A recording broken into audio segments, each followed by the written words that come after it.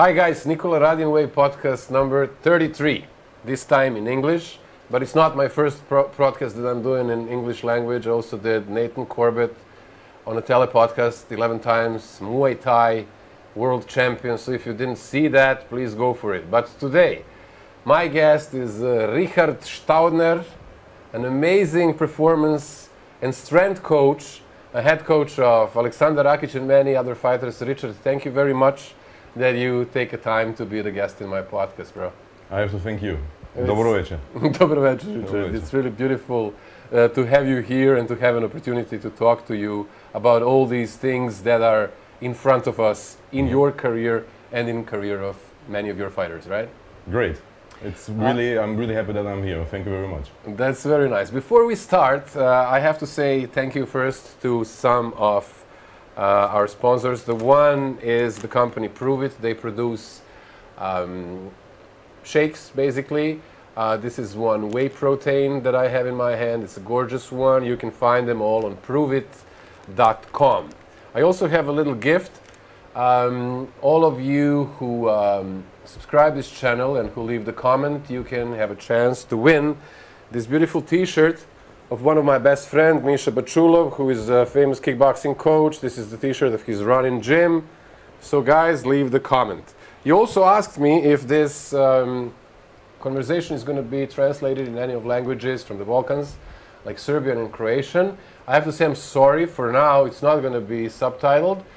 First of all, I really do not have time to this right now, so I'm sorry for it. I also don't have money to pay somebody to do it for me, which makes me a man without money and without time.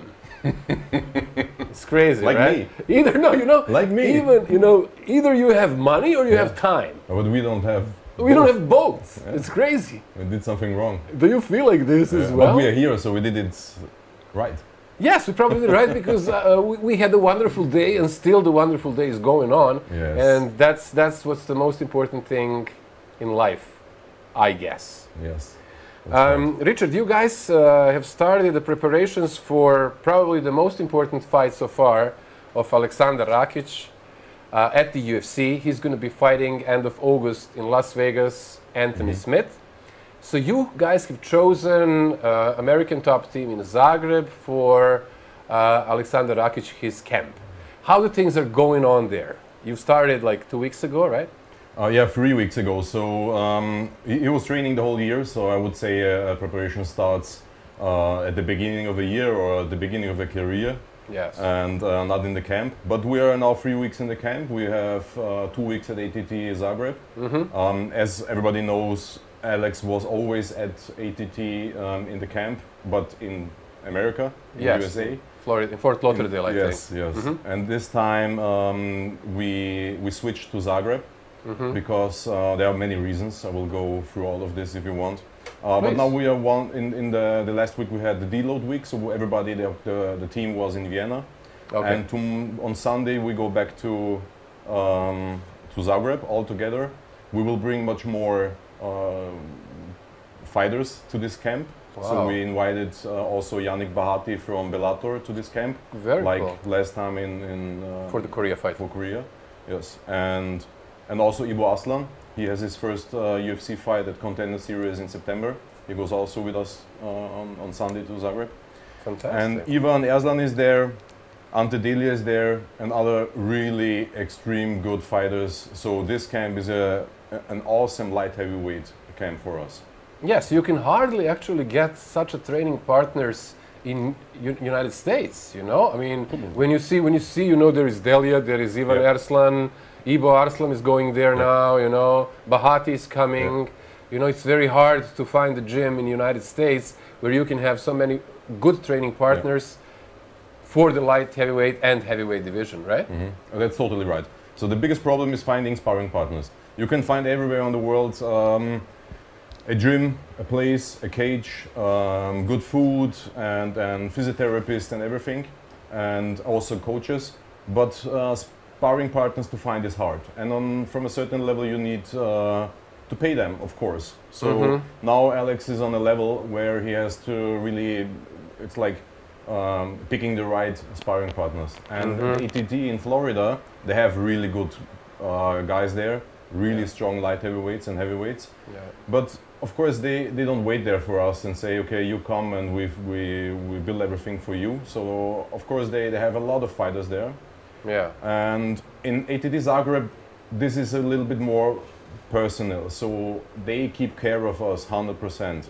So Dražen, the owner of the gym, and Igor Pokrajec, you had it on your podcast. Sure. I remember, a good podcast. Yeah, thank you. They keep 100% care of us. So they help us in any way. If we need a massage, if we need a place to stay, here they help us with the food and washing clothes, everything you need in a camp. Next part of the camp is 3 weeks in Zagreb. We don't come back, the whole team, so 7, 8 guys, more, nearly 10 guys with assistant coaches and all the coaches. That's fantastic. Who is else going to be there besides you? Let's mention the whole team when we started it. Yeah, we have the grappling coach Roberto Pastu. Right. We have VRL Asenyuk, the boxing coach. Good. He comes with us. We have the now new in the team Babak, the wrestling coach from Sweden. He's awesome. It's the first camp with him. So Alex did something like a seminar, a workshop, a week in Sweden with him. But now he's in the whole camp with us. So it's awesome. You know, wrestling is key in MMA. Absolutely. Then also Pete Hausema, my assistant coach for strength and conditioning, a really good scientist in strength and conditioning, is his first time in this camp. He works for me since nearly a year. And then all the sparring partners, of course. So I can assume the atmosphere in the team is very good, because you guys are doing it really so professionally. Barely some fighter, I think, has so many people around him in the camp for the whole 6 weeks, right? What I'm mostly interested in is, I know very well Ivan Arslan. He was my guest here in the podcast. I know Ante Delia. He's going to be my guest in the podcast. How is actually the bond or the chemistry between Rakić and those two guys when they're practicing, when they're learning from each other? It's amazing. Really? They are friends. That's it. They are friends. Nothing more to say. So it's not that we come there and everybody try to beat everybody else, and in every sparring they just go for a KO or whatever. It's like a family. So the whole team is like a family. The coaches, now we're working some years together, and with every fight it's getting better. Korea was great, but now it's even better. It's much better. And Ivan and Ante, they are the best you can get in around Austria and Balkan area for a camp. Amazing guys, amazing fighters, and really amazing persons. I really like them so much. You know, you mentioned also Dražen Forgac, popular Forgi, who is the brain and head coach of AT&T in Zagreb, and who is the man behind the project of the Fighting Island in Island Žrče, which is in a couple of days FNC, from now. Yes, FNC, his organization, his new organization. It's going to be the first event in Croatia after the Corona lockdown and stuff. Do you feel already some excitement around the boys over there because of that event? Yeah, absolutely. So first thing, you have fights like Vaso against Terror. Yes. So that's amazing. I want to see that 100%. Yes. Then I met some fighters, of course, in the gym, like Donko from Germany. Also a young talent from Zagreb. She's working at ATT. She was before in Canada at TriStar. She's 21 years old. I think her last name is Vukovic. Is that possible? You know? Yes. Yeah, so it's Andrea Vukovic, I think. I'm not 100% sure. I'm sorry for that. But Vukovic is her second name. She's amazing. I saw her sparring and technique training, boxing and everything. 21 years old, and she will fight also on the Fight Island. Wow, and I want to see this fight also, because this girl will be in the UFC 100% in the next 5 years. Amazing. Maybe. I would say, you guys are planning for the weekend to make like a little break from the trainings and everything, and to go maybe to see the fights, or you're gonna watch it online? No, you're not online. gonna go. No, I don't want to break the camp. It's too far. So yes, actually, you take the ferry boat and all that to get to the island. And it's loud and it's party around, and I think it will be like this. Of course. I don't want that. We have that very special situation now with the coronavirus. Unfortunately, one of our great talents and one of the best Serbian fighters, Duško Todorović, should have fight at the UFC 10 days ago, but he tested positive on corona, and they have to find a substitute for him like only 1 week before the fight. I was so sad for him, and I can't wait for him to get another chance.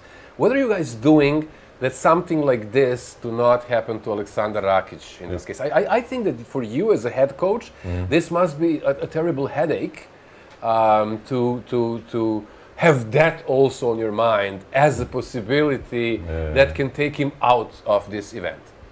Yeah, the good thing is that the whole world is dealing with this problem, so it's not our problem. It's a problem for the whole world. So that everybody knows when something happens in this case, then it's not our fault. But if someone of the team gets tested, this person is not allowed to fly, or they send him home when you're already in the city where the fight will happen. You get 4 to 5 times tested around the fight, everybody. So that's a lot. You get 2 times in the 48 quarantine. Jesus. 2 times, 48 hours. So on the first flight from Moscow or London, I think the flights go. You stay in the hotel, they test you, you stay in the hotel, separated, everybody is in a single room, 48 hours. And then in the city of the fight again. So it depends where you fight. We should fight in Las Vegas. Let's see if this really happens, because you know, Las Vegas, things are going really bad there at the moment. So it could be that they change this, but at the moment they don't want. But what we do is we try to avoid big crowds. Big crowds, 100%. So, and also I don't want that Alex goes to a supermarket, things like this. The only thing we do is in the evening we go on somewhere to drink a coffee in the camp, for example, and mostly outdoor. It's not mostly, mostly outdoor. So, and of course we have the disinfection fluid with us always, masks, and he's really, he's a guy who never gets sick. I take care now nearly 10 years of his health in case of nutrition, supplementation, and lifestyle. So this, of course, is a part of how your body deals with something like that. Also with Corona. Maybe you already had it last year, who knows? Or me, or you. Or yes, it's theoretically possible for all of us. But one thing is, they changed everything nearly every day. Every day I get a message, an email, a WhatsApp message or whatever from our management, from the UFC, that this changed, that changed. Then the countries, the borders change things, so you cannot drive easily to Serbia, Bosnia, and to Croatia is no problem at the moment. But maybe this change also, and when we come back, we will see. Yes, I mean, but now let's assume that everything is going to run well with the Corona. You know, no matter about the changes, you're going to probably stay on it. You know, and you're going to know exactly where the fight is going to take place, and what are going to be the terms. What you can influence is what is your plan for the next couple of weeks of Aleksandar Rakić, his camp. And what is it going to be? How do you do that? What is those famous 6 weeks look like in order to prepare him to be the best shape for one of the best fighters in the world, like Anthony Smith?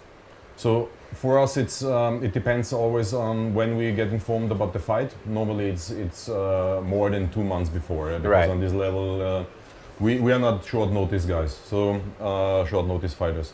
So normally we have 8 fights before the 8 weeks before the fight. Okay. And then from the fight, I start to calculate back in my calendar, organize everything from the fight until today.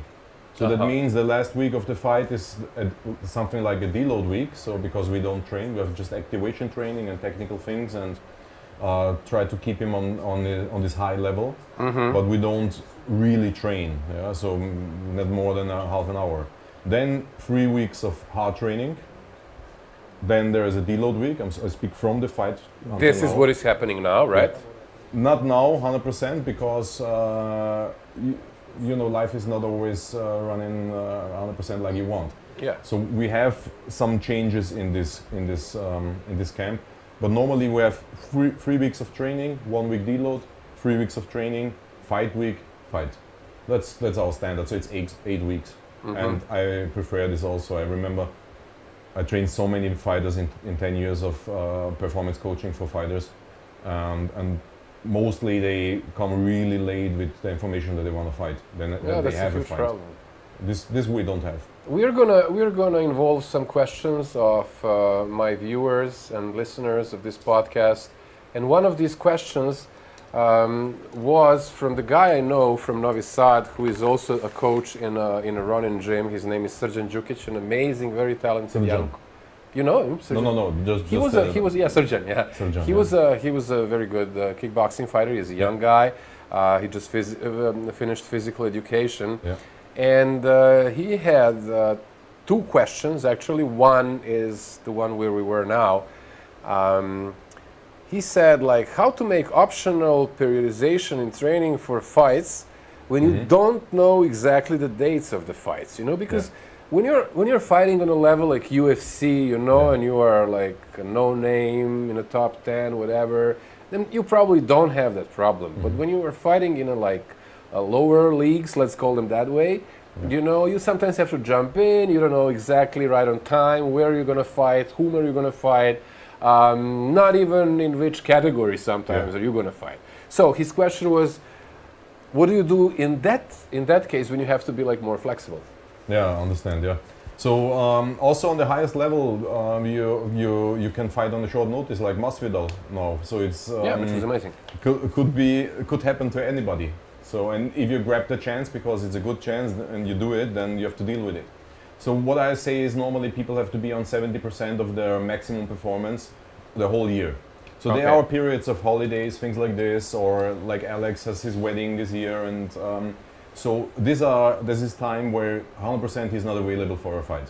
Okay, that's something. Yeah, this is family time, a birthday of the kid or whatever, or the wedding. Yeah. Okay. Then we're training the whole year, from period to period to period. So let's say we start with a max strength periodization, then go to a speed periodization or whatever, and then you have a fight. So that would be the standard. And if you don't have a fight, you repeat this all the time. For example, hypertrophy, max strength, speed, then the peaking before the fight. Okay, you don't fight, repeat it. You don't fight, repeat it, always. When you get the notice of the fight, you stop immediately, and depends on how many weeks you have until the fight, maybe 2, and you go directly into the peaking, or the last phase of speed training, and then peaking. Peaking means that you just bring the last percentage what body can produce on performance, especially in speed. You just train this last percentage. So normally you don't stop training. Only if you, after a fight, go on holiday, do this. And you also have your deloads. So what I'm talking about is, in these phases, in these 3-4 different phases, there have to be deloads. So with this concept, nobody gets in overtraining or in a burnout or whatever. It's not possible if you do your deloads. But when I talk to fighters, they don't know this word. So for them, deload means I stop when I'm tired, and when I get ill or injured. Yeah. What exactly deload means? Deload means that you go ahead with the training, but you reduce it. So it depends on which sport. But in MMA, I say go down from example in the camp, from 2 trainings to 1 training daily. Outside the camp, if you train 1 to 2 trainings a day, you go down to 1 or even no training. So you can reduce it around 50%, how many trainings you have in the week. And also the volume or the intensity. So for example, if a strength and conditioning training takes normally around 90 minutes with Alex, in the deload around maximum with the warm-up 60 to 75 minutes. So we try to go down with the time, longer rest, more minutes of rest in the training, and just 1 training a day. And also the intensity in boxing and everything.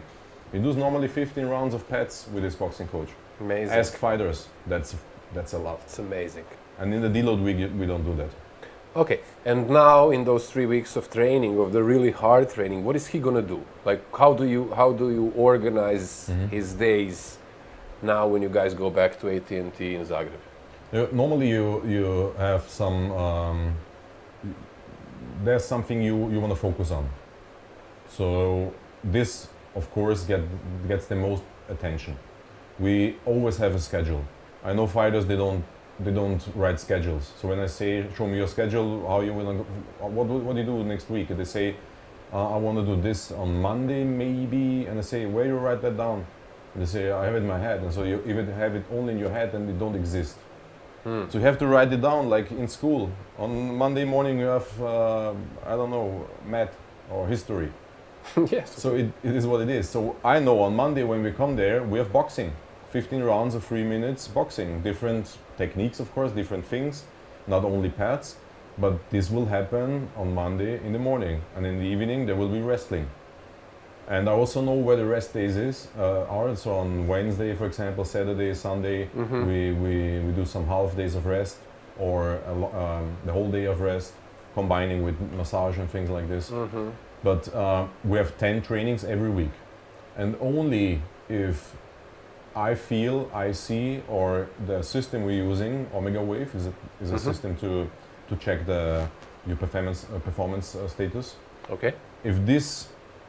If we think it's too much, yeah, then we go down a little bit with the intensity, with the maybe we skip a whole training or something like this. Makes sense. Is there then a tactic for the next fighter always somehow in the air and present in your minds, in your heads? Yeah, absolutely. So this is. So everything is actually everything is going into direction. Anthony Smith. We're preparing 100%. Just for this dude, 100%. And that's it. If they change the opponent, we change the strategy. 100%. Yeah.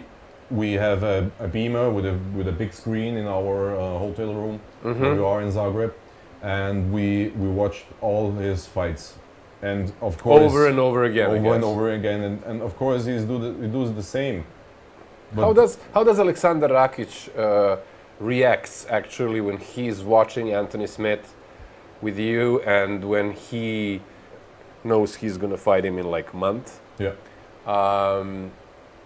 What is expression on his face when he see Anthony Smith? Look, Alex is a smart guy. He's, I think, one of the smartest fighters I ever met in my life. So it's really easy to work with him. So people say always to me, wow, it must be a hard job to work with him because it takes a lot of time. Of course it takes a lot of time. But he's easy. You say something and he's doing it because he understands how important it is. And he's now, after years of working together, I see how he watches clips of fights. It's totally different. Yeah. He's analyzing really good and immediately has an idea what he can do. And then the trainers start to talk. And then we fix what he really has to do. Sounds amazing. So it's something from a feeling, something you see, something technically, maybe something you see that he's doing wrong over and over again, or something he's doing good over and over again. And then you build the strategy. But Alex is a guy who's 100% involved in his training. So he's not someone who he's listening. He's a good listener and he's doing what we say. But he comes with really good ideas. Yes, and I saw him that he's very quick in his observations. Once I was at your training when there was this guy from the guy who you brought from a sports university here in Vienna, the guy who is specialized in martial arts, and he was showing on all computers and everything. I think it was a side kick from Taekwondo or something like this, if I'm not, if you don't get me wrong. And then I sat with Aleksandar Rakić afterwards a little bit. We had a chat, and he said to me like, this side kick is cool, but he showed me immediately some fight where the Wonderboy Thompson tried to do that move, and he got knocked out in like. This so happens. he has that. Oh yeah, but he has that all in his mind. You know, like all these fights. He probably saw His thousands brain of is fights. amazing. It's crazy. Alex's brain is amazing. He remembers every name of everybody he ever met in any camps on the world. It's gorgeous. And he remembers the names of every fighter he sees on Instagram, YouTube, or whatever. So there you can see his how his brain works, and this of course makes me 100% happy because when he works on the technique and he has his in his brain, then it's there forever. And you're talking about these guys. The name of the guy is Dominic Herbing. He's the sports scientist from the university in Vienna. Exactly. Yes, Dominic. Yes. And he's specialized on biomechanics for martial arts. So he analyzes over thousands of hours. Yes, only the fucking the side yes, kick, you can say that. only side kicks, over and over again. And then he tried to find out what is the best way to make a side kick. And there is a best way to make a side kick. And it's also there's a best way to make a jab or whatever. I was so impressed on that training, you know, all the equipment he had, you know, like computers and Millions everything. of euros. Yeah, it looked like science fiction to me. I didn't know that an analysis of one move can be so precisely explained and graphically in computers. I didn't know that. That's fantastic. You remember the fight against Jimmy Manuel? Yes, of course. After this fight, we went to the lab with Dominic. Yep. And he puts these sensors on everywhere on the body of Alex. Yes. Like in the Lord of the Rings, they use this system when they for the special effects. For the special effects. Yes. Yeah? And they have the same system there. And you can see on my YouTube channel a clip where he's analyzing Alex Jimmy Manuel kick with this system, with this 3D animation system. That's amazing. Let's say for our viewers as well, your YouTube site is richardstaudner.com, right? Yeah, Or? everything you find about me is richardstaudner.com, Richard Staudner. So the website, the YouTube channel, everything, Instagram. Okay. That's fantastic. When we are already talking about the whole science of sports, let's go back to the surgeon's his second question, because he's the young man who also wants to explore and wants to get better and better in his business, which is coaching. And he asks you actually what books and seminars would you recommend for someone who wants to be a good conditioning and strength coach? Yeah, this question I get so often, and this Really? question is the hardest. Yeah? Everybody thinks it's the easiest, but it's the hardest. So practice is the main thing, 100%, because you have to try everything you think is good on yourself or on fighters or on I don't know one. But books and seminars, there is not one book, there's not one seminar. I did hundreds of seminars, and I spent my whole money in seminars. You did? And I have hundreds of books at home, and there is no book for strength and conditioning. I would say this is the best. You need to read this. But when a young coach asks me how can I start, then I would say do it like this. You are in Serbia, in Novi Sad, great. Rivanje and so wrestling and Olympic lifts is popular in this country. So normally you can find clubs like this.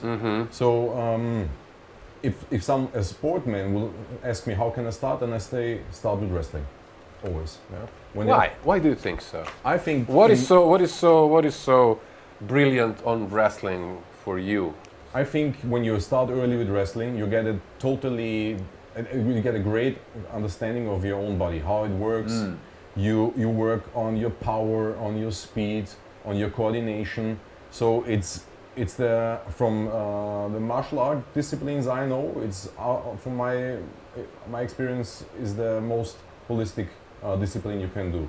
Of course you cannot hit anyone with wrestling. You cannot kick, you cannot punch, yes. But I would prefer to start with someone with 10, 15 years experience on wrestling, and start with him on striking, then start with the striker on wrestling.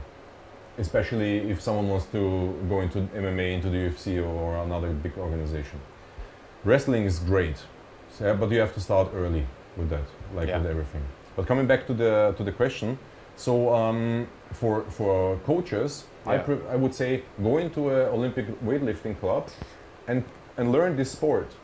Wow. There are just 4 or 5 exercises you learn normally, and maybe some a handful of exercises, assistant exercises, small exercises. Yeah. But you have the clean and jerk, you have the snatch, the main exercises. Yeah. Here you learn how to open your hip, the hip extension.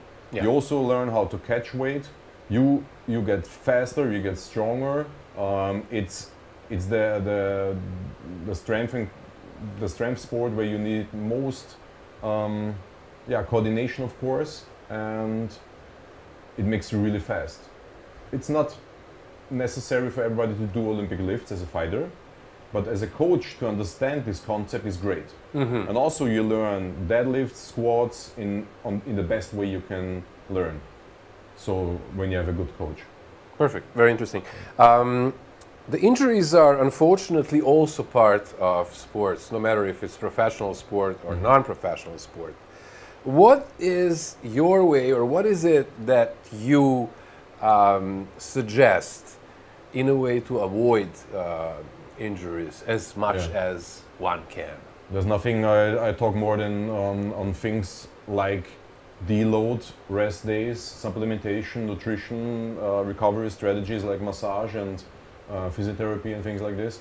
And I only do that because I don't want that anyone gets injured. Mm-hmm. Because this is corona is not funny, of course, but we have to everybody has to deal with this. Mm-hmm. But a knee injury can take you away forever. It takes you out like Alex for sometimes for more than a year, like in his case. So this is something that should not happen. Yeah. Deload and rest days are the main thing. Why? Always people come in the gym to me and say, I'm fucked. And in my brain I think, okay, now we will talk about deload. And then people say, I think I'm tired all the day, I cannot sleep anymore, I'm not hungry anymore, I lose weight, I lose muscles and things like this. And I say, okay, tell me, how many weeks you train now without a break? I don't know, 3 months, 4 months, the whole year. So this is normally, really, daily. What you hear, yeah. So deload and rest days, this is really important.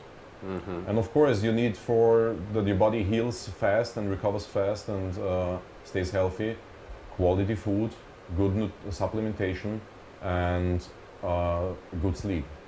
So the base is the base. This will never change. In 10 years, when I sit here with you and talk about this thing, how to avoid injuries, I would say 100% the same. There will be nothing new. 10 years ago it was the same. Yeah. Do you think that, for example, people, among the professional sportsmen or professional athletes, this is probably not so common, but people who are doing sports for fun, do you think that they very often don't do enough warm-up or stretching or all that, or it's like a myth? How important is a good warm-up, and what is for you a good warm-up before the training, and how do you end the training? Do you go to some special stretching techniques, etc., etc.? What is it? Not only, as I said, for professional athletes, for everyone. To keep it short, for athletes out there, do your warm-up. Do it. I say it as your performance coach, okay? Okay. But I don't warm up, for example, because there is everybody has a genetic type of person. So, for example, it's called a dopamine guy. Yeah. So I'm using something like a personality test. Go ahead, please tell us about it. This is really interesting. Go ahead. I use the Braverman system. It's a personality test to check out what type of person you are before I met you. Okay. So this makes my life and my job really much more easier than before I used that. So I use it for 5 years now. So in this test tells me there are 4 different type of person you can meet in the gym. Normally in the gym there are a lot of strong and extroverted type of persons because they are fighters, of course. Yeah. And in this profile you see, for example, is that a person I have to do a lot of warm-up? Is that the person I have to do a lot of volume, a lot of variations, a lot of sets or not so many sets, train harder or stop on 80-90% or go on 100 always in every training? So things like this. Also, it gives me an idea about nutrition, more fat, more carbs, no coffee, coffee yes, alcohol yes, no, things like this. So without this Braverman test, my life would be much harder because someone steps into the gym and say, hey, what's up? In 2 months I fight in Bellator, train me. I say, okay, no problem, I take this plan because I did it 10 times with other guys and it was great. And this guy is dying 1 week after, or he says, I don't like this plan, I go somewhere else. And then I think, why that happened? Okay, this plan is great, but it's not the right plan for this person. So you need the right strategy or the right plan, whatever, for this individual. And Alex, for example, I know his after 10 years, because you have this test, okay, you see it in the test. And then you know him for 10 years. And then you get a picture. And you know what you have to do. And when you look in his face, and when I look in his face, I see what he feels and what we have to do now, for example. I lost myself now. What was the question? You wanted to tell us, the question was how to avoid injuries, and then we went to warming up and stretching afterwards. Yeah, the warm-up. And you said that depends on what type of person you are. So what type of person you are in this test? I'm in this test a dopamine guy, so that means I love to train always on the limit. So if I don't train on the limit, then I'm not really happy. It was a training, okay, but I'm not really happy. I like to train short and hard, often. And for example, for me the best things in strength and conditioning would be, and it is like that. I did the test 5 years ago, and I trained like this for 20 years. So I train longer than I know it from the test. For me, perfect is strongman, powerlifting, weightlifting, MMA, things like this. For me, worst is team sport, especially with ball, endurance sports, and things where there is no target. So this is my profile. If my coach knows this, why he should put me on a slack line? Why he should put me into the yoga class? I will stop working with this guy, with this coach. And on the other side, if we have a guy like Anderson Silva or BJ Penn is a special. He's not a dopamine guy, for example. And there's a reason why those guys stop doing these great performance coaching plans, because the plan is not right for them. And for me, so what do they do? What do they do? Like instead of MMA, for example, powerlifting, giving BJ Penn a training plan with a lot of volume and a lot of sets and a lot of weights and a lot of time in the gym, I think he will hate that and stop that. But I don't know him personally, but I think. Yeah. For example, Alexander, he loves things like this. Give him a little bit variation, a target, and bring new things in, and he will always stay with you with this concept. Of course, he needs to get better, but normally when these three things are in the plan, then that works really good. For example, we change in every camp, we bring in something new. Good. For example, we have been, you have a good friend in this sport, apnoe diving. Yeah, Herbert Nitsch. Yes. Yeah, he's still the world champion and still the world record holder in No Limit. Yeah. And a friend of mine, Christian Redl, he has also 9 records in this sport, and he's also from Austria. Yeah. And he was for one camp our coach, and we did a full camp in the pool, apnoe diving. Jesus. So we didn't swim so much, so we were just under the water. We tried to increase the time underwater. And why? What is that? What is the point? I want at first bring something new in. This is something I want to keep going over all the camps in the future. Yeah. And the other thing is, when you stay 4.5 minutes underwater, that means that you're a fucking badass. Yeah. I understand that from the point of view. Where you think of your mental strength, it's a mental thing, of course, 100%. And this guy brought me my time. He not doubled it 4 times. so 4 times more. I started with 1 minute, 1 minute, something, whatever, yeah. and I ended with with 4.5 minutes underwater, and this makes me mentally really strong, because I come out of the water and I say, oh fuck, that's really a long time. I'm really good. I like that. Yeah. So it makes me mentally stronger. Yeah. So I and don't probably, do it because of probably endurance. yes, and probably it's very connected to breathing exercises. Yes. That are extremely important. You know, so if you want to increase your time under the water, you know, you have to do a lot of breathing exercises. These same breathing exercises you can use, of course, in any other as advantage in any other 100%. sport. So breathing is. I love breathing. I love meditation. I do this really daily, minimum one time. So important. And I see the changes on my body and the changes in, for example, my time in the pool. 4.5 minutes is really good. And in 4.5 minutes, he said, "Come up, come up, come up." He was afraid that I will die there, so I wanted to break 5 minutes. But doesn't matter. Without breathing techniques, this is not possible. You cannot jump into the pool and just make this and wait 5 minutes. That's not possible. In other camps, for example, I brought in Olympic lifts. So we did one camp, a lot of Olympic lifts, also in the splits, so that we do it a little bit more specialized to MMA. And Alex loved that. Yeah, every I can fight see I that, train and do Olympic lifts with him, they love it, Olympic lifts. But again, you don't need it. Yeah, this is one of my strategies, because we train 10 years together. You cannot do 10 years every year, every camp, the same things. Yeah? Olympic lifts is great. Does everybody need it? No. You can do also just pulls and plyometric. Yeah? So every camp something new. So you're basically cutting it, especially for Aleksandar Rakić, in order for him to have always new challenges, also in a training program. Yeah, because of the personality, you know, this guy needs a challenge. So you give him a challenge in the training.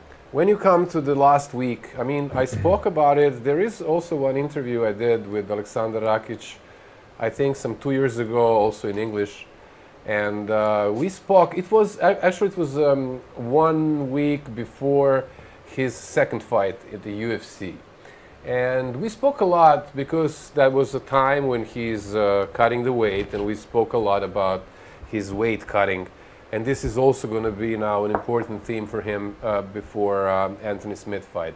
The last week, when it comes there, Aleksandar is probably around 105 kilos, and within a week he has to go down to 93 and still remain all the strength that he accumulated in the camp. How do you guys do that? Here comes the science into the cage. So this is something I love, because what I see out there is crazy what people doing. So Alex was never in a sauna or in a suit, in a sauna suit or things like this, or in a whatever whirlpool. We never do this. When the highest weight he has is around 108. So after for example holiday, after holiday 108 kilo. Jesus. Then from the training he comes back down to 105. In the camp he comes down to 102, 101 maybe, 102. And in the fight week we have to cut around 9 kilos. And from the weigh-in to the fight you have around 30 to 36 hours. He gains back 8 kilos to 101 around. Wow. Yeah, so within this, like 30 hours, right? Yes. From the weigh-in to the fight. This is just water. So it's, basically it's like. But the thing is, what you're doing from in the fight week, for example, we do a water cut. So he loses 8 to 9 kilos with a water cut, and the most important thing is after the weigh-in, what are you doing? And people normally start to eat and drink their protein shakes and things like this. So more a bodybuilding strategy. This makes no sense. So what you need at this moment is fill up your cells. At first we start filling up your cells with water, with liquids, with fluids, with supplements. We try to also sugar. different style of sugar, Okay. and everything what the cell loves. So you have this mitochondria in your body, Yep. over thousands of millions, everywhere in your body, in the muscles, in the heart, in every organ, everywhere. And they produce in ATP, adenosine triphosphate. That's the main energy currency in your body. So your body pays with this ATP everything you're doing. Every takedown, every time when I pick the bottle here, is I pay with ATP. So just buy a biological book and look into this and ask yourself what my body needs to produce ATP, and take this. And it's not whey protein, and it's not a Diet Coke, and it's not chicken, and it's not rice. What is it? You're not gonna tell me? I'm gonna tell Give you, me. of course. No. No. Give me something. So the main thing is it's a cocktail. Okay. So you need, for example, a high quality of magnesium. You need a high quality of Q10. Everybody know this as a anti-aging care, thing. It's great for anti-aging because it's lengthen your telomeres in the DNA, so it's great. But it also produces ATP in the mitochondria. Creatine, zinc. You need a good B complex, because without B vitamins, these things don't work. Without this cable, this microphone is nothing. This is the B vitamin of your body, for your body. So this is really important. And there are a lot of other things. And how many water your body can digest in which time, for example. So it makes no sense to drink 5 liters because you're thirsty. So it's you have to drink a little bit more than your body is possible to digest. And this, of course, depends on how tall you are, how old, male, female, etc. Is it true that the beer is full with vitamin B as well? Yes. Yeah, bro. That's why I feel so good. That's the reason why. That's why I feel so good and so young still, you know, because I'm consuming beer on a daily basis, like for decades. Yeah. So this is that vitamin B actually that is connecting all the dots. You're 100% right. No, it's 100% right. The yeast in the beer is it, and for those who don't drink beer, you can buy the yeast, the Hefe in German, also in every supermarket for 50 cents. So it was in the past the best for B vitamin supplementation. Yes, in bodybuilders, like back in the old school days, they eat in the that 70s. every day. Yes. I don't know if they still do that, but I know back in the 70s it was like very, very popular. Like milk, they drink milk and eat yeast and tons of chicken, but that changed, of course. Changed, as everything. So, what is actually the nutrition and eating habits that you would suggest to the people? I'm gonna tell a little short story for you to rest, because my mother is 83 years old, right? And my mother has she's like in a very good shape, thank God, still, you know, and very vital, and she is a great woman doing everything by herself, going to the market, driving car, this and that. She just broke up with a boyfriend. He's 86. Yeah, his name is Chikamisha. No. He's a famous doctor. Yeah, they broke up. Yeah, he was too jealous on my mom, I swear. But my mother, this is not what I wanted to say. My mother, she has one incredible habit, and this is she eats everything, but very slowly. Yeah. You know, she eats like for a lunch. She starts when we all finish because we make her nervous to watch how fast we eat. So when we go, she sits down and then she eats for like an hour. Yeah. You know, she cuts these little pieces, you know, and she's chewing it and enjoying it. And I think this is one of the habits that kept her so young, actually, at the age of 83. And I'm happy for her. What are the secrets? What are the tips that you can give? Because people are talking a lot about it, about nutrition, about what to eat, when to eat, what is the good, what is keto diet, this diet. What are your suggestions in this direction? I love the topic. It's my You favorite do? topic. Yeah, I love that. I love the thinking about anti-aging strategies. And what I have to say now is the first question I have for everybody is coming up with, with nutrition is gains or long vita, lifespan, health span. And when people say, I'm young, I want to look good, that's a totally different strategy. Take those BCAAs and whey protein shakes and eat amount of chicken and a lot of chicken or whatever, or rice, and take those supplements and that and train twice a day, whatever. Or for a pro fighter, do it. This is your job. If you don't do it, you will maybe, the chance that you win is a little bit smaller. So do it. If your goal is live as long as possible, as healthy as possible, so health span is much more important than lifespan, then you have to think about different strategies, like intermittent fasting, the circadian rhythm, like when you eat, when it's dark, you know, maybe you should not eat because your body is not used to it from its genetic. Then eat slow. Then one main thing is we have to understand is what we eat makes a difference. Of course, it's important. Don't eat fast food, things like this. But if you eat real food, it's not so necessary what you eat. Because just one question to you. What do you think in Okinawa, where the most the oldest centenarian lives, most people over 100, what three things they eat mainly? What do you think?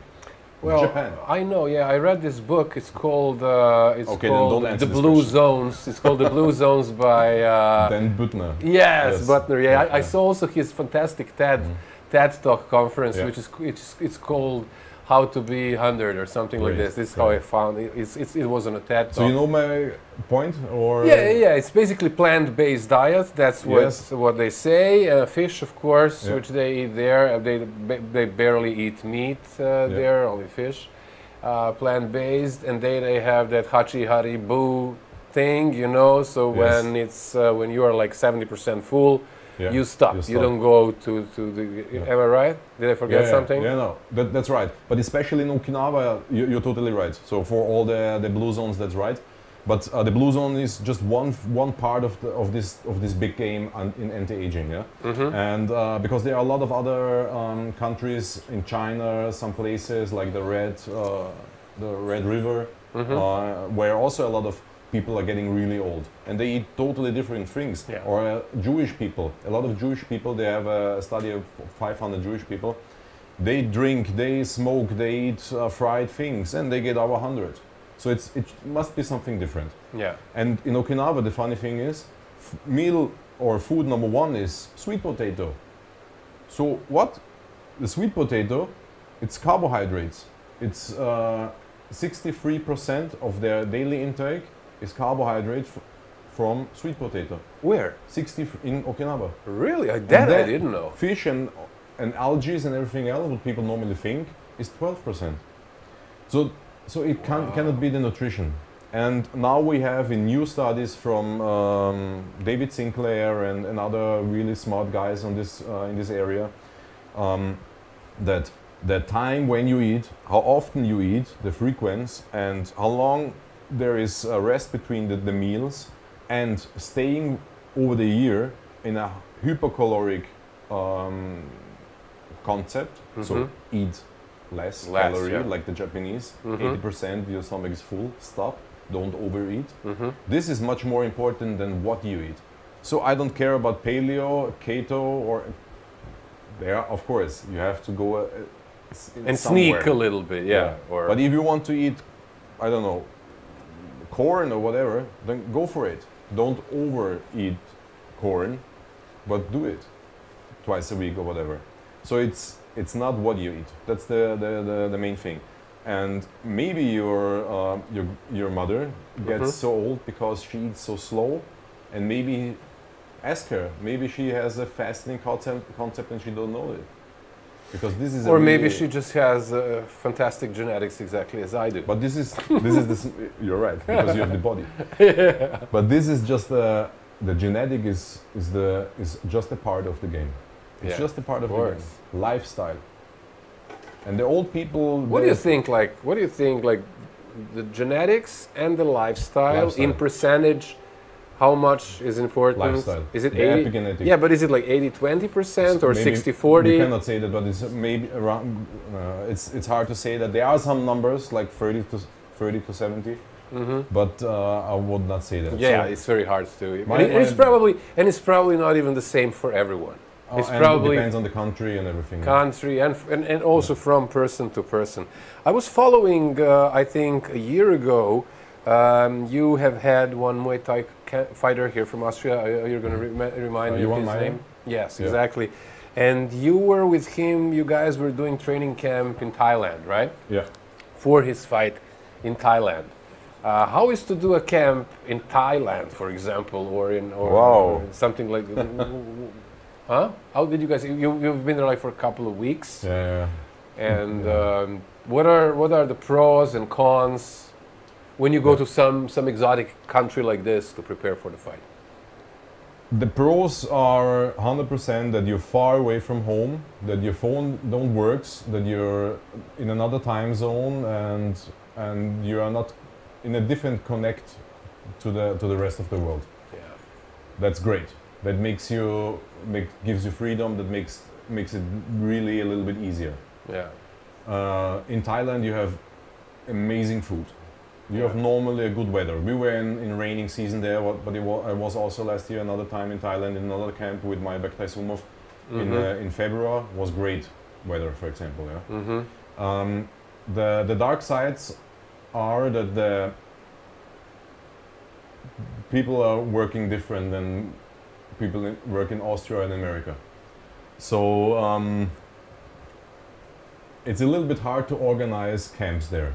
It's much harder to organize camps there. If you have a team of coaches like we have with Alex, if I have to do my camp in Thailand, this is no problem. I just do the same thing there, whether I would do here or in Zagreb or in Florida. We've done the same thing in Korea. I've never been in Korea before, but this was the best camp we ever had. And this one is, it get 100%. And it getting every time a little bit better. So this time it gets a little bit better than in Busan, because the mistakes we did there, and everybody makes mistakes, we don't do the same mistakes again on preparing food, on how we buy things and organize things. So Thailand is hard. It's fine, it's nice, but go there for holiday. Yeah, not for some serious athlete preparations, right? No, and if you're alone, okay, I understand. If you're alone, you say, I go to Tiger Muay Thai, I go to Phuket, Team Phuket or whatever. Because there is a team, I can train with them, do it. You have to see this, you have to learn this and feel this, of course. Yeah. But if you are already in a big organization and you have your team, then work with your team. Because to find coaches in Thailand that's brutal hard. That's really hard. Interesting. You mentioned Busan, Korea, so let's go there. I must tell you, they were like together in Instagram and my YouTube.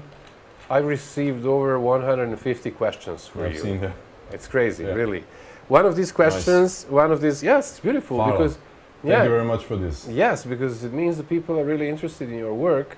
And they are very proud already on Aleksandar Rocket, and I think that the whole Balkan is really like expecting him to explode in this game, and everyone sees a great future in this guy, and I really deeply believe in that.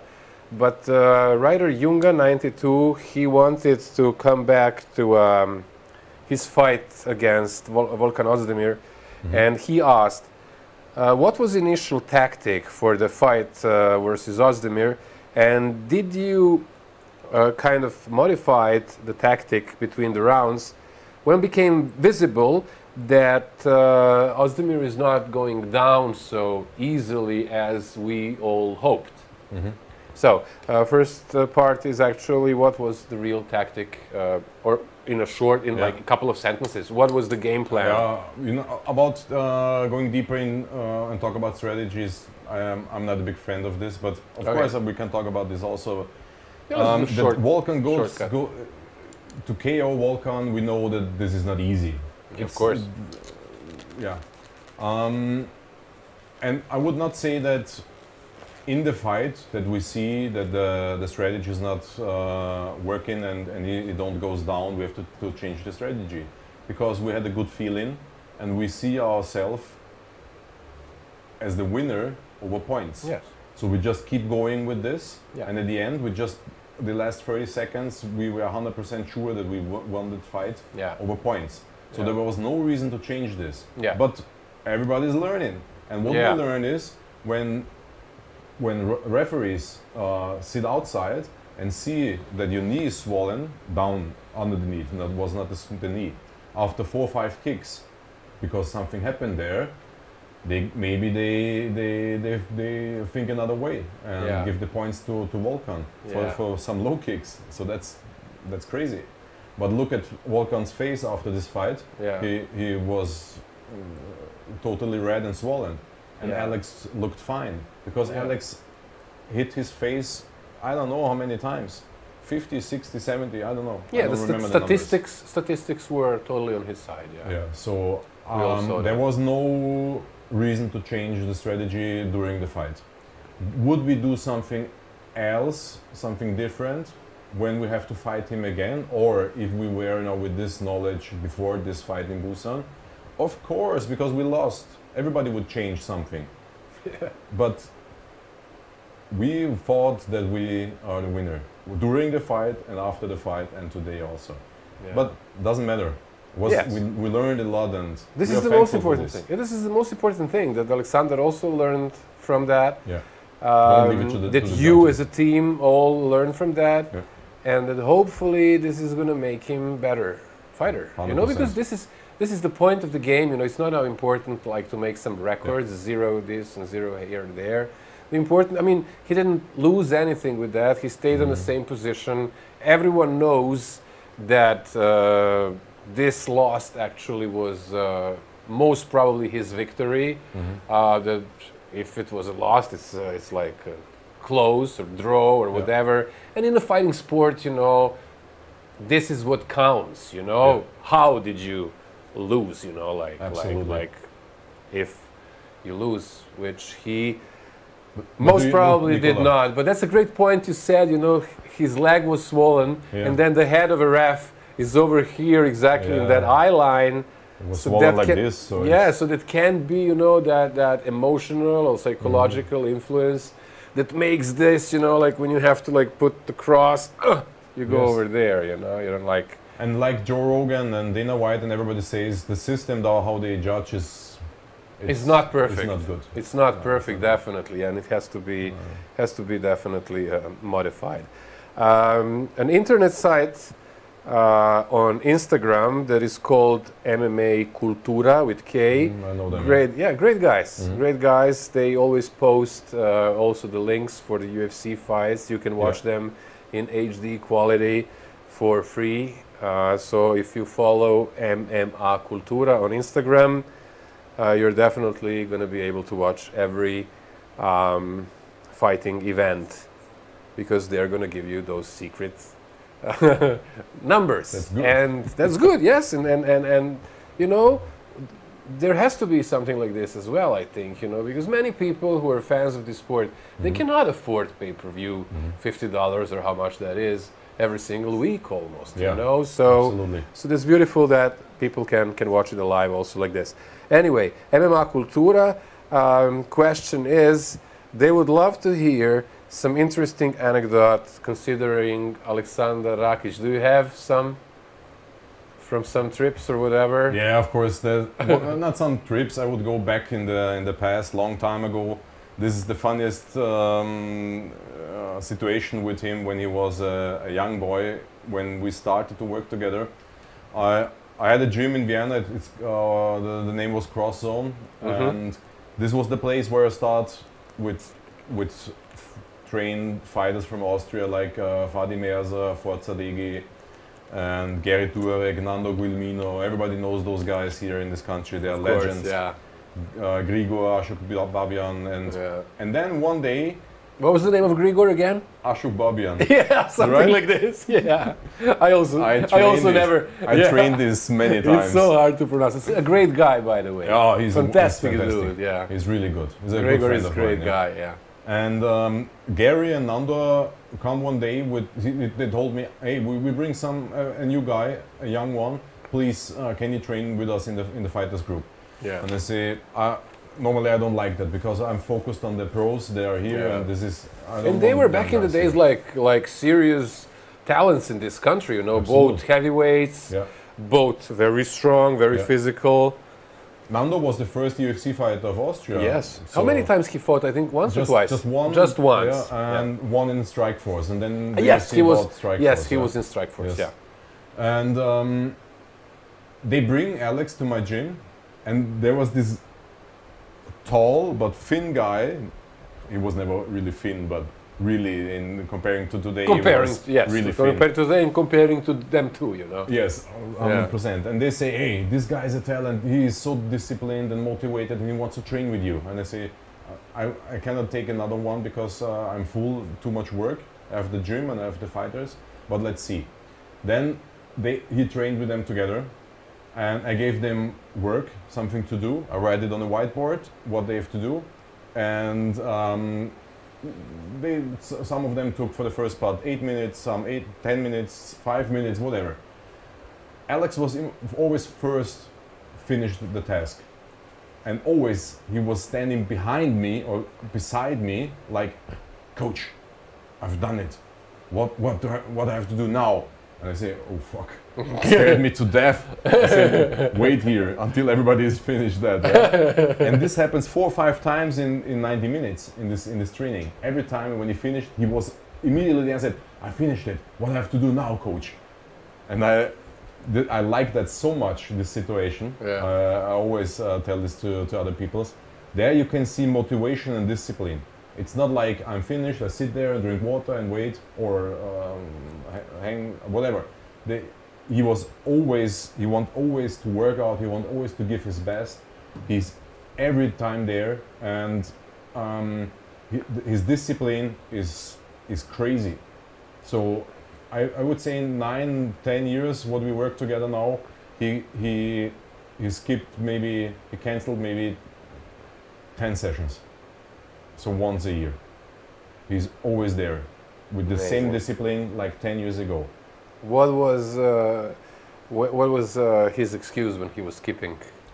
Appointment with the doctor for the baby, something serious. Okay. So I remember just one time that he wake me up in the morning and said, "Brother, today I cannot come to the gym. I sleep very, very bad." This is one time in 10 years. I have fighters, they do that every week. Yeah. Top 10 of the That's UFC. Right. Or not, yeah. And probably are not going to get there, right? Probably not. Good. Yes. So, Dashic David asked the question, what are the 3 best exercises for explosive strength? For the fighters, and probably can work also for the other athletes as well. Yeah, everybody. Yeah, I will answer this question so everybody can has something from this. Yeah. Just for beginners, I have a concept. The concept looks like this. There are 4 levels. The first level is learn to control your body. Yeah. So if you have the chance to come into a gymnastic club or something like this, or a CrossFit box, or work with some of the calisthenics or bodyweight exercises, do it. So learn basic body movements that you know how your body works. That's first. It doesn't matter if you play soccer or MMA or fight MMA. Second is work with external weight, so you control external weight. So you start doing squats with the barbell, doing deadlifts, you carry weight around, you push the sled or whatever.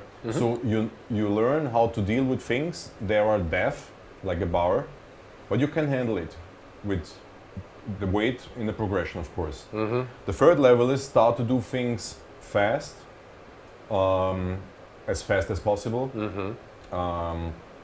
with throwing exercises, jumping, pulling lifts, Olympic lifts are inside there. This is what we see in Instagram Aleksandar doing with that medicine ball, hitting it on the wall and I don't do stuff that with like beginners. this. With beginners I do push-ups and dips and pull-ups and things like this. Yes, but Everybody push-ups can do and this. pull-ups like energetically up or slow? No, controlled. Nor At only first you have controlled. to control the body. So people can do 30 push-ups in a minute. I'm not interested in things like this. I want to see quality. First level, the first year, you have to show quality. So exact performance of an exercise every single time. So if a beginner comes into the gym 20 years old and want to, in I don't know, in 10 weeks he has his first Thai box fight or whatever, then I would not do lifts with him, like Olympic lifts or pulling exercises for speed training. Because I don't want to kill him, I want to damage anything, I don't want injuries. So I start with my program, level 1. I want to see 15 really nice push-ups, full range of motion where you touch the ground and full extension here. So normally they don't able to do this.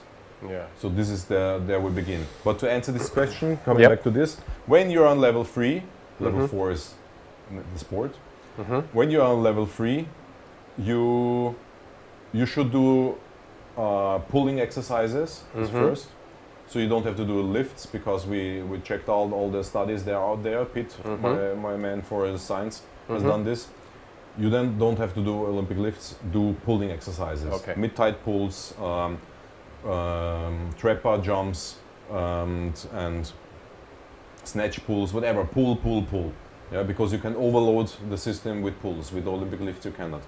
Jump the fuck out of your body.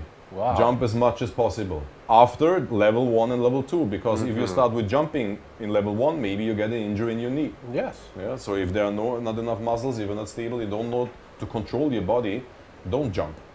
Yeah. So jumping is really important. And the third thing is, I would say, throwing exercises is really important. So throwing things around, and also don't forget the other direction. So if you bring something in this direction, you have to bring it back. So it means pull the band in every direction you can. So this is the third thing. Other coaches maybe would say sprint. I don't like the sprint for fighters because normally technique is poor technique when fighters are sprinting. Yeah, the fighters are not very good runners generally. No, yeah, and endurance runs. So in the past, you know, Mike Tyson, Muhammad Ali time, everybody was in the morning out for a run. Jogging, No, I don't do that. I don't like that. I don't want that my fighters waste their time in things like this. Good. So endurance we do on the rower or on the air bike, not in running. Interesting. Behind the cameras, like always, Roberto Bogic. Roberto, how you doing? Everything is fine? You're all right? Are we okay? He's sleeping. No, he doesn't speak English. He's probably He don't know what you're talking. Yeah, he hates. He probably hates this podcast, but he knows now that we're talking about it. Okay, Mark. Sve u redu, brate. Jesi dobar? Yes, he's all right. Okay, Markovic 1604. Do you have plans to visit Serbia together with Rakić now when you're already speaking Serbian a little bit? We have to tell that you also have a Serbian roots as well, right? Is it correct? That's right. I've been a million times in Serbia, in Bosnia, in Montenegro, in Croatia, in Slovenia, everywhere. So there's no city I have not seen on Balkan. Cool. And my mother is from the roots are from Montenegro, but she's grew up in Serbia. In Belgrade. In Belgrade, right? Oh no, in Prokuplje. Okay. Šišmanovac is the name of the selo, of the village, yes. And the rest of the family is now some are in Šišmanovac. And in Švanac, what? Šišmanovac. Šišmanovac. It's really small. I understood Švanac. Švanac. Ne, Šišmanovac. We're not gonna. We're pola not. sata od Prokuplje. Okay. Really small village. And then we have family in Beograd, in Niš, Novi Sad, and also in the Vojvodina. I have 100 times only in Vojvodina, in Novi Kneževac. Yes. So you actually speak a little bit of Serbian. Unfortunately, you don't speak good enough that we can do this podcast in Serbia. Za mene nije problem, može isto da pravimo ovaj podcast na srpski. And you're telling me that now. Izvini, brate, nisam znao. That's I thought good. Everybody's watching wants to hear it in English. But Yes. no, it's hard for me. Yeah, your father is Austrian was and you were born Austrian, here yeah. and lived all your Yeah. life here, so it's So it's easier to make a podcast about my job in English. absolutely. And Aleksandar said in one interview for Croatian TV, I think, a couple of days ago, that he's going to have a surprise for his fans in Balkan in a fight against Anthony Smith. I know you're not going to tell me what is it going to be, but I just want to mention it. And do you think that the people in Balkan are going to be happy about it? You get crazy for that. Really? Yeah, they will love it. I can't. I love it, and my Fuck! I can't wait to hear yeah. what it is, man. No, this is really something. Cool, yeah. Don't tell us. Don't Brother, tell us. Yes, no, it's we're not, great. but I know you brother, want to tell us. Yeah. You know, those countries, they give us so much back. I was at KSW 51 with Alex. Yeah, I remember I came back. half a I year. came back home We to were Vienna together. with you guys. Yeah, Yeah, yeah. I was there with Misha Pachulov. Yes. And then they went from there to back to Serbia. Yeah. And you gave me, you and Aleksandar. Actually, Yeah. Aca was driving. Yeah. You gave me a ride back to Vienna Yes, that night. Yes, that was a great day. It It was, was. a great event.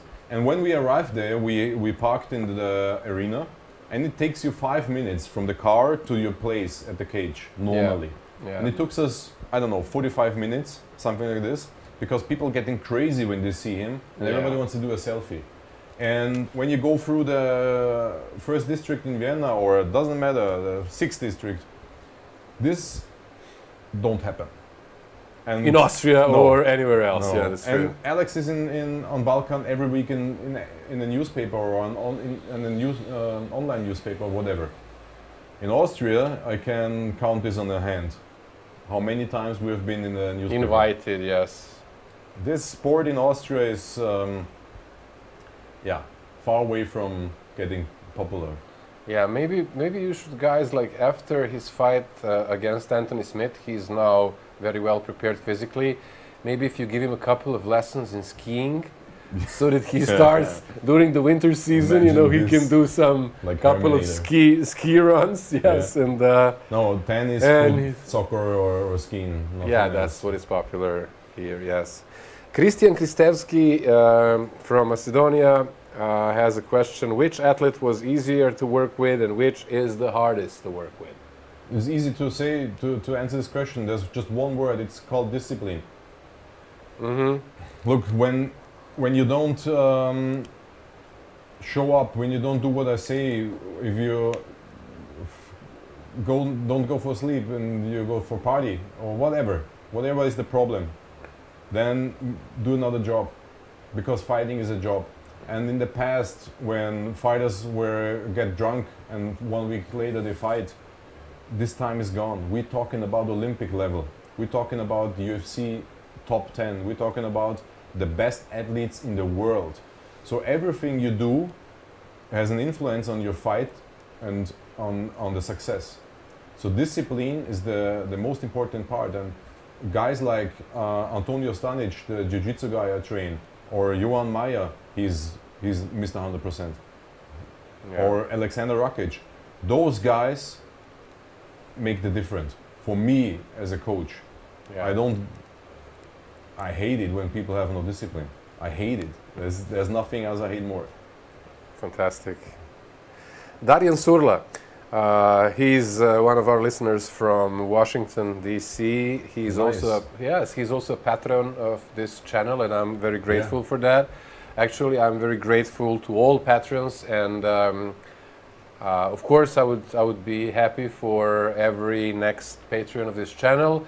For that, you just go to patreon.com and you go to Nikola Radin Way, and you can help this production a little bit also with that.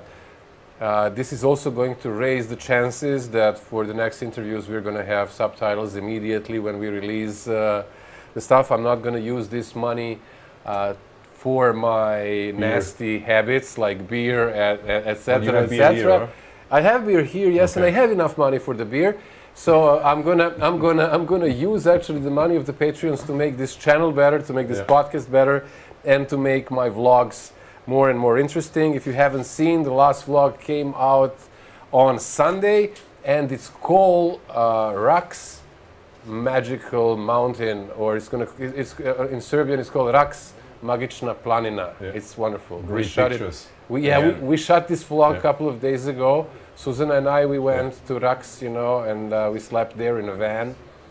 And I love these little vlogs in between podcasts, I love that also. So actually, my idea is, I'm going to be doing the podcast and telepodcast, but in between, we're going to be running around in a van, and making some vlogs from the nature. So guys, the point of that long talk of mine is patreon.com, Nikola Radin Way, and Darian Surla, again, his question was, which supplements you would recommend and in which period? That's a very interesting question because everyone has his own idea. Oh, I'm taking whey protein and magnesium and I don't know, BCAA, right? The other guy is taking creatine and weight gainer. What supplements actually make sense? We're talking about MMA. Yes, I'm talking actually about. Sorry, about. Take it back. I think it's the question is more for the people who are trying to get to be sporty, and to generally feel better with supplementation when they're doing physical activities. Yeah, normally I say 80% of the supplements are the same for everybody. So that's the reason why I take that question back. So there is basically the same thing you would suggest for the professional athletes and for the housewife. Good. So in case of you have something like chronic fatigue syndrome or fibromyalgia or migraine or whatever, or you're an MMA fighter in the UFC, the supplements are, I would say, 60% the same. It's all about energy. It's all about refilling the cells. You take the energy out of the cells, you use it for whatever you're doing, and you have to refill it. And it's such an easy concept. And people are talking about, should I take this whey protein or that whey protein? Or should I take casein or whatever? This is not the important part. The important part is what my cells need, like I said before, and how I get it in which quantity and quality back into my cells. So, like I said, magnesium, creatine, B complex, zinc, Q10, those things are really important. Alex, for example, don't drink whey protein. Oh my God. But I calculated, and from that how much he eats, and sometimes he eats a protein bar because this is like a dessert. Then it's enough with the other supplements, with BCAA or EAAs or whatever. Yeah. Or a weight gainer. If I hear something like this in MMA, you don't need that. Never. Yeah. So if you have a problem with your weight, you have to think about if you're in the correct weight category. If you're in heavyweight and you're too light, then of course you can try to build up some mass, but I would do it in a quality way. So weight gainer is makes never sense in MMA. In bodybuilding, maybe they need it. That's okay, but it's just sugar. Okay, so we made a little break because it's very hot in the studio. Richard changed his T-shirt. Why you say that? Nobody recognizes it. Yes, I don't care because I got a beer, because it's very hot. It's and 2 days later. I'm gonna share it. I'm gonna share it with you. Really. Okay, let's go back to Darian Surla's question, which was he's 30 years old. You said magnesium, B vitamin B. Yeah. What else would you go for? Because he makes sports, he could use also strength and conditioning. He could use also creatine, because for production of ATP is magnesium and B complex and creatine normally enough, and it costs not the world, so it's not so really. That was Denglish, I don't know. What is the creatine actually good for? In this case, you replace the molecules you need. What you cut off Yeah. When you do training, for example, you give it back to the mitochondria. In the mitochondria, the energy production can go on. And it's so cheap. Creatine monohydrate, you get that for 10 euros for a month. Yeah, I know. So it's really cheap. It's And really, magnesium, you should take something, minimum would be citrate. So this is the minimum. So this is a good quality. This is enough. What does it mean, magnesium? Magnesium citrate. It always comes the magnesium with another element. And this is called citrate, for example. Okay. And there is also oxide or sulfate or whatever. I would not take this. So okay. citrate or something better. Good But to know. Very good to citrate is know. enough. Very good to know. Vladimir Mirosavljevic has a question. Can Richard tell us a little bit about his background story and the way he got all his knowledge about sports and physical education? How did you start and how did you ended up in this business as a performance coach of the athletes? Yeah. The thing is, it always starts with, you know, you do a trainer certification or whatever. Then you find out that what you learned is not enough. So you do something else. Like you go for a CrossFit workshop, you go for another strength and conditioning workshop. So I was on around 100 workshops, I think. And everywhere I learned a little bit. And then you start to connect the dots. So this is the reason why I cannot say this education is great and this not. Everywhere where I've been, I heard something that is important and interesting. And I connect the dots. That's really important. And the classic education you get in Austria, for example, as a coach, of course you need that because you have this job title. But that's it. You have to read, you have to learn, you have to go to workshops your whole life. I spend many thousands of euros every year to go for workshops.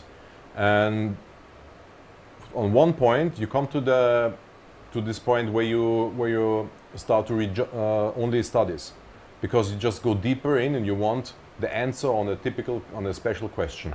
For example, what is really the most important thing for speed training? Okay, I can read another book of speed training, but I want to know it from the source. So you know which exercise really makes sense. This is the reason why we stopped doing weightlifting with the pros. So every study says the same. You get the same results with just pulling exercises. Okay.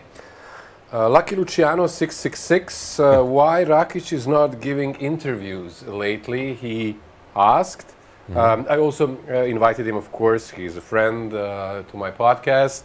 And I hope soon he will be also my guest.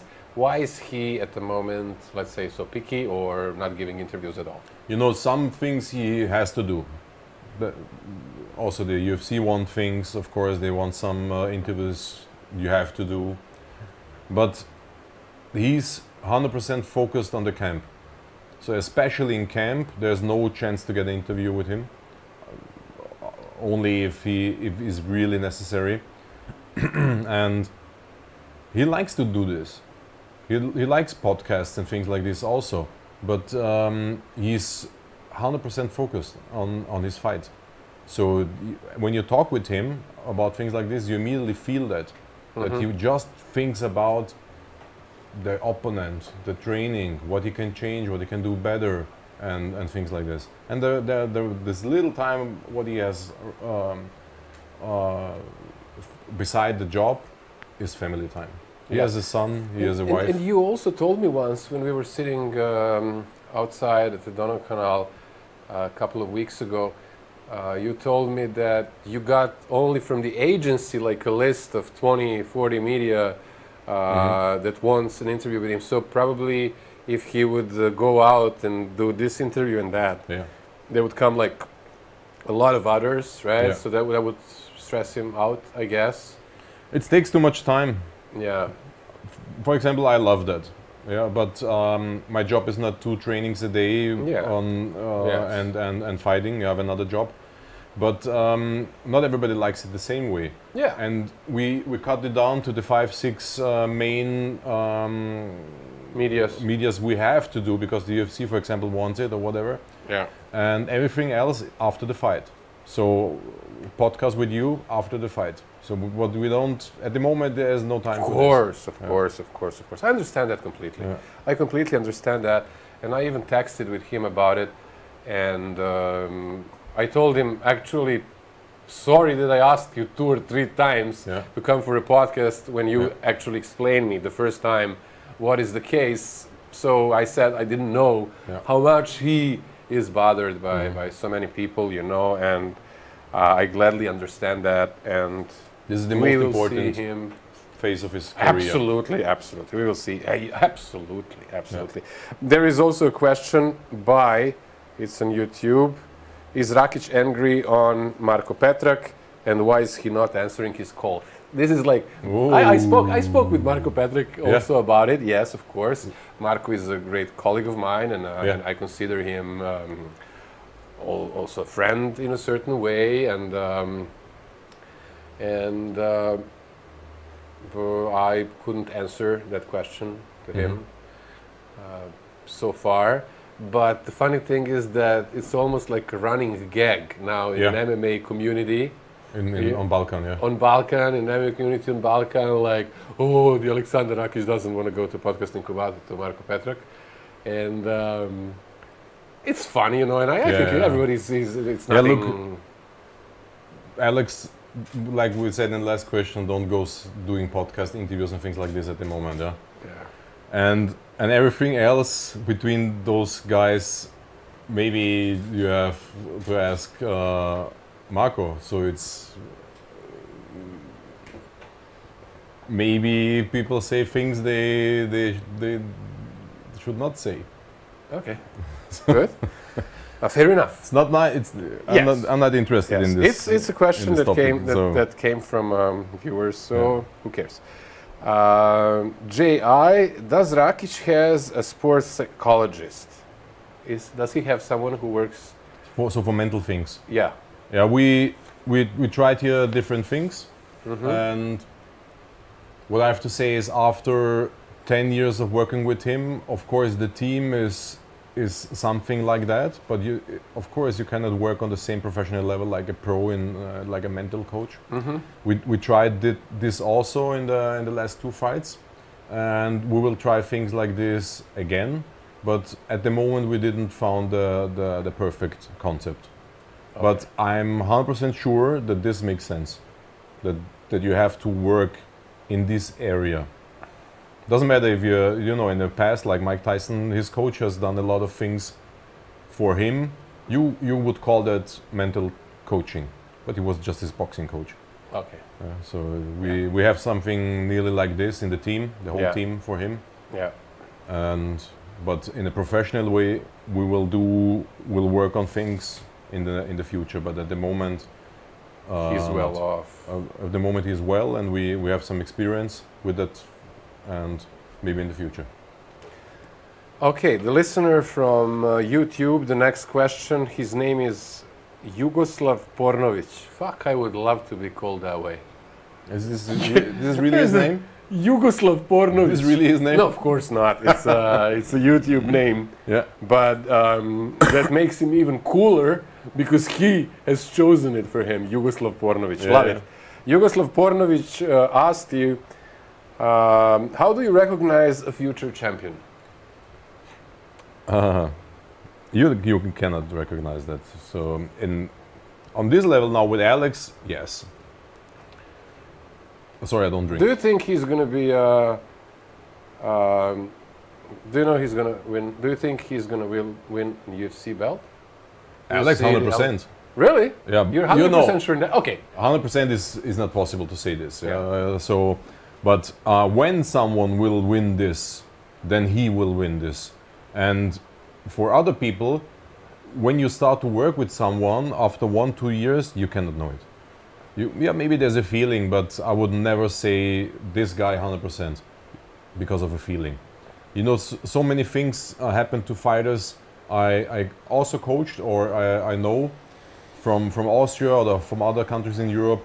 They were hype like shit, and then they lost 5 fights, whatever. So that happens. Maybe it was not the right time or not the right coaching team, who knows, whatever. but in a short time you don't know it. After nearly over 9 years, 10 years with Alex, I know that he will win this belt, and this is the reason why I give everything and never count time or money or whatever. He will win this belt. Nobody works so hard and has this talent and discipline. And Babak, the wrestling coach, he nailed it. He said in his career, 40 years of wrestling. 40 years of wrestling. This is a half-life for another one. He saw 2, maybe 3 guys with the same potential, discipline, talent, and team like Alex. Wow.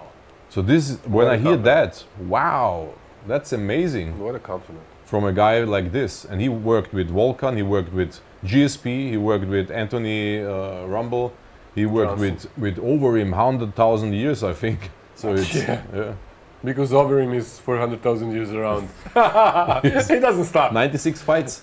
Amazing, This man. guy, He doesn't stop. 96.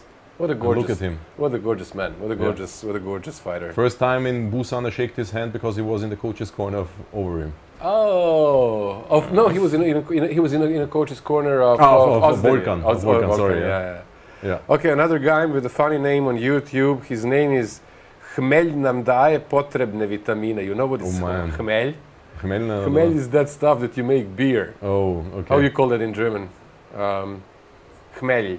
I don't know. What is it beer made of? It's Weizen. Oh, Weizen, okay. Hefeweizen, right. Is giving us all vitamins we need. Really? He called that way, yeah. This is his name? That's his name on YouTube, yeah. So he asked the following question. It looked like against Volkan Ozdemir that Rakić conditioning was not on 100%. What was the reason? Excitement or a badly made super compensation? What was was he like in a third round? Because some people think that in the third round he looked a little bit out of breath. What do you think about it? No. When you ask him, look at his fight against Lidet, and against Lidet he was not on this level. Alex was much stronger and has a higher performance level in the fight against Volkan. But his tempo was different because Alex moves like a middleweight and Volkan moves like a heavyweight. So there's the difference. Have you seen how many punches Alex avoid from Volkan? He's like a fucking lightweight. Yeah. So, and for this you need much more ATP and more magnesium, no joke. For this you need much more power and endurance, of course. If you stand around like Volkan all the time, then you also don't have to breathe hard. But Alex conditioning, his body is amazing. I don't think that there will be another one with this performance level like him anywhere. So this is, we test him always VO2 max and strength testings and etc. And yeah, conditioning will never be the problem for him. And another funny name on YouTube, his name is Domaći filmovi, is the name of that, which means domestic movies. But actually my favorite is Jugoslav Pornović. Domaći filmovi asked, what words do you know in Serbian language? Actually, people do not know that you know a lot. You can basically communicate in Serbian. Yeah. But how is actually your Serbian? I mean, I consider you a friend, we meet, we know each other, but I never really realized... Kad sam u Zagreb kod ATT, uvijek probam da pričam hrvatski. Ja neću da pričam engleski za drugi trener ili fighters. Ali teško mi je. Dude, you're talking like our prince, Aleksandar Karađorđević, you know, he came back... Yeah, Aleksandar Karađorđević, he came back to Serbia in, I think, like 1991. And he grew up in London, you know? Yeah. And his English was... his Serbian wasn't so good, but we all hoped when he came in 1991 that it's going to get better. Yeah. But for the past 30 years, it got worse. Actually, yes. Alexander, poor guy, he doesn't really speak very well Serbian, even he's... So I speak better than him, or? You guys are...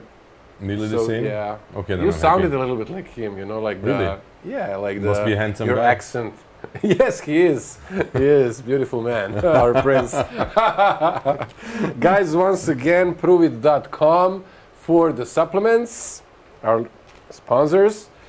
And Richard, it was Ricardo. We like Ricardo. We like to yes. call you Ricardo. Yes. Thank you very much for this wonderful talk. We didn't have it easy. It was very hot here, but I enjoyed it tremendously. And I am very glad that you were guest in this podcast, and I'm very glad and proud that you are my friend, that I can call you that way. Thank you very much. And I wish you guys all the best in the next couple of weeks of preparations, that everything runs well, and that you guys come back as victorious soldiers and warriors from Las Vegas. We will make this gift to the Balkan, and we will bring Anthony Smith's head, his lion head, I will say. Yes, please do so. And I know that the fans of Aleksandar Rakić all over the Balkans, no matter if it's Serbia, Croatia, Bosnia, Montenegro, Macedonia, whatever, they are all going to be on his side, and they were all on his side. And he deserves that as a great young man and as a great athlete, and hopefully as a future champion of UFC. He will. Thank you very much so much, again, brother. sir. Thank you very much, brother. Quality. Thank you, guys.